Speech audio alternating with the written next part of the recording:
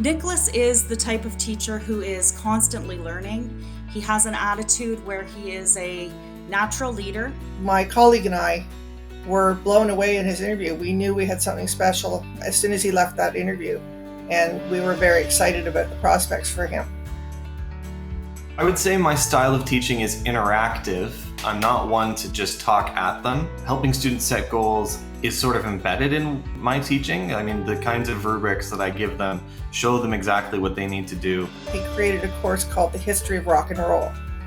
And it was a really unique program that combined a number of different courses and brought it together in a really unique and interesting course for students in our summer program. Once he got to Port Perry, he did the same thing again by creating a gaming studies program. He thought, how could he marry that big interest of theirs with the curriculum? And he came up with this game studies course. It starts off as concepts and skill building, and then it becomes the history of gaming. He sets up these weekly polls to ask the students how they're learning, what they've been able to learn, how they've been motivated in the last week. And then he uses those polls to adapt his planning and programming to move forward to the following week. The weekly polling that Nick does, I think, is great, and it just speaks again to his ability to listen to student voice. And it's not just all about him. He's not just the sage on the stage.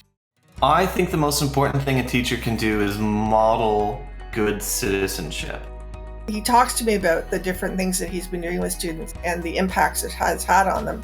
And in many cases, he's re-engaged students that really weren't probably working to their potential. I find being a guidance counselor very rewarding. It was something that ever since I was in Teachers College, I thought, wow, one day maybe in 10 or 15 years, right? Like sort of the midpoint of the career or something like that. That's definitely something I've always thought I would like to aim toward. I really enjoy the mix right now of teaching one or two, having one or two guidance periods, being able to go back and forth. I'm just very proud of Nick.